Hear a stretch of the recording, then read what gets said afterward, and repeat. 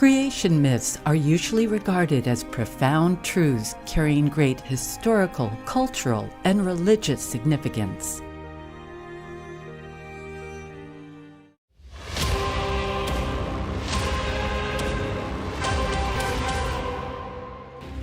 The Enuma Elish is the world's oldest known creation story, passed down through the oral tradition for countless generations until it was finally written down in ancient Sumer.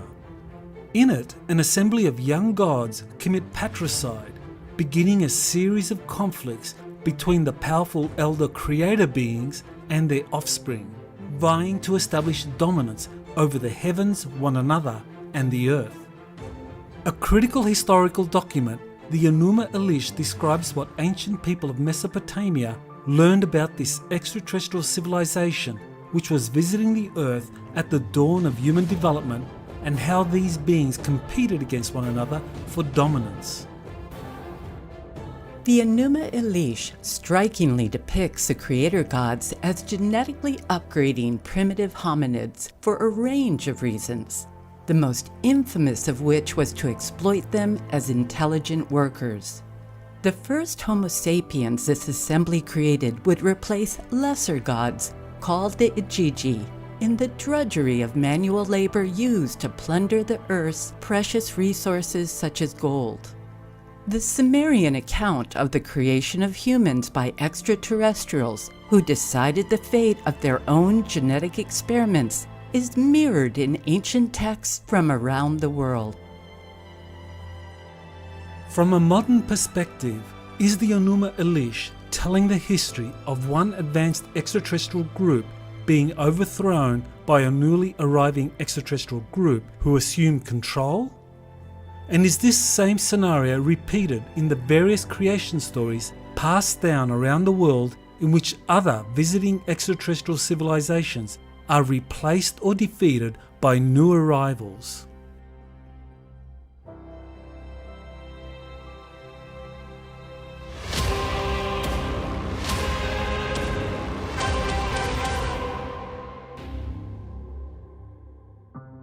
In ancient Egypt, the 3rd millennium BC is known as the Age of Pyramids. During this Old Kingdom period, the pyramid texts were written down, telling of a succession of creator gods who had come to rule over primitive humans and genetically upgrade them to create hybrids. These hybrids become the new ruling class of ancient Egypt. After millennia of genetic interbreeding, the upgraded humans are granted self-rule through leaders whose genetic bloodlines are directly connected to the creator gods. This is the origin of the ancient doctrine of the divine right of kings.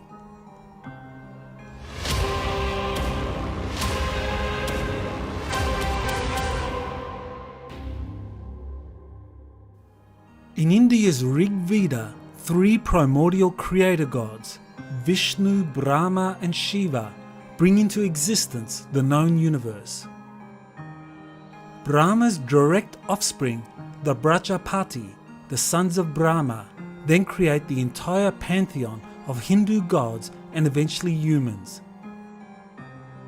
The Hindu gods regularly interact and breed with humanity, thereby creating a ruling class of hybrids whose authority stems from their bloodline connection to one or more gods.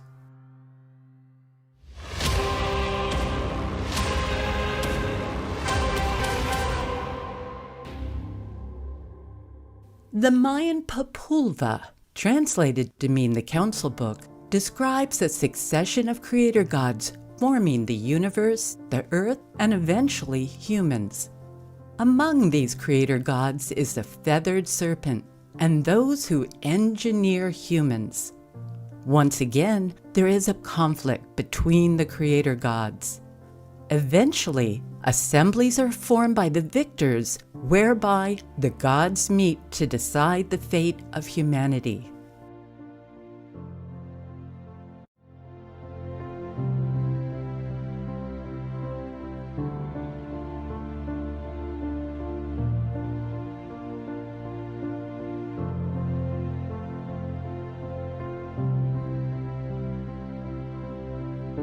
also once again, the gods create human hybrids who become the ruling elite of Mayan civilization.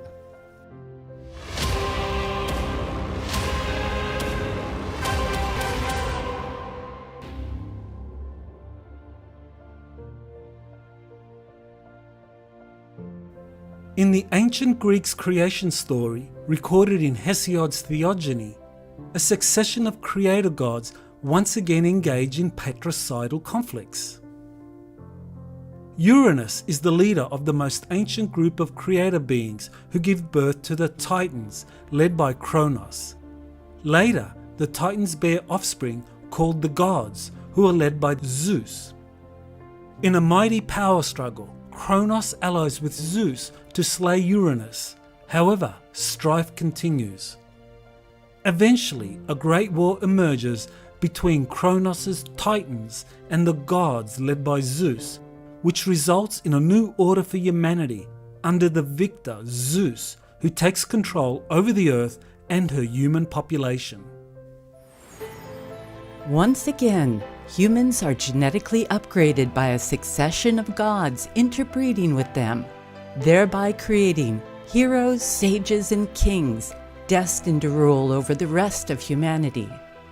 Meanwhile, Zeus and the other gods regularly meet at a grand assembly called Olympus to shape the destiny of humanity.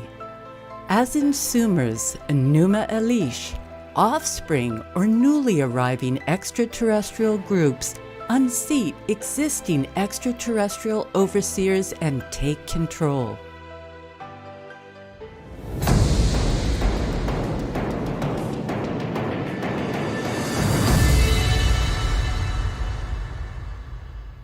In these and other creation stories from around the world, the gods are depicted as fighting among themselves and forming political assemblies to resolve their differences. These assemblies are not mythological stories, but refer to galactic organizations formed by extraterrestrial civilizations which have been interacting with humanity since the dawn of time. According to modern sources, there have been 24 different extraterrestrial civilizations involved in seeding humanity, who formed an intergalactic confederation to coordinate their activities. This assembly is similar to the one described in the Enuma Elish.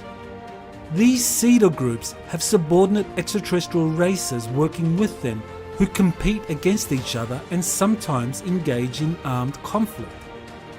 These conflicts thereby mirror the patricidal wars between the gods described in creation stories found worldwide.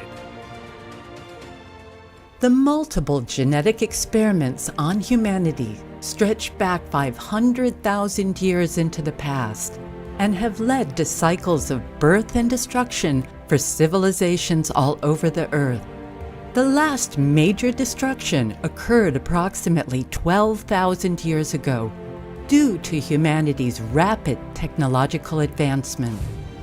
According to the Sumerian texts, the Homo sapiens that emerged out of the genetic experiments evolved rapidly and began using advanced technologies to the consternation of some of the creator gods. If left unchallenged, members of the Grand Assembly, aka the Intergalactic Confederation, feared that the rapidly evolving humans would bring havoc to the multiple genetic experiments being conducted all over the planet by different extraterrestrial civilizations.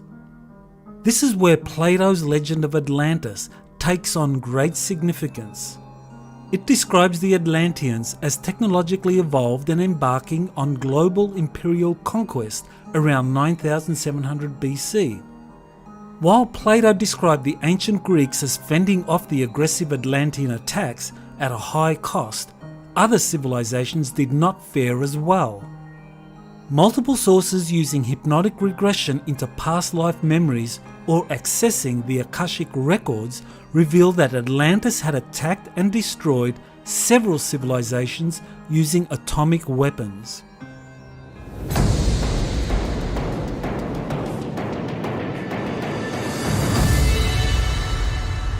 Today the Elohim are back. The 24-seater extraterrestrial races have returned because human consciousness is in the process of taking a great evolutionary leap forward. But how can we ensure it succeeds? How do we avoid another great reset, like the Great Flood, which was brought on when humanity became too corrupt? How can today's chaos and strife be viewed as positive catalysts propelling a great awakening which will allow humanity to develop the right ethical framework to transform quickly into a global civilization that can flourish? How did a lab-created virus lead to the fall of Atlantis? And how is the trauma of Atlantis resurfacing today to be healed? How have a multiplicity of extraterrestrials working within different councils and assemblies resolved their differences to support human evolution? And how has religion been used, manipulated and altered to suit different agendas? For those who want to explore more deeply into these questions and more, join Dr. Michael Salla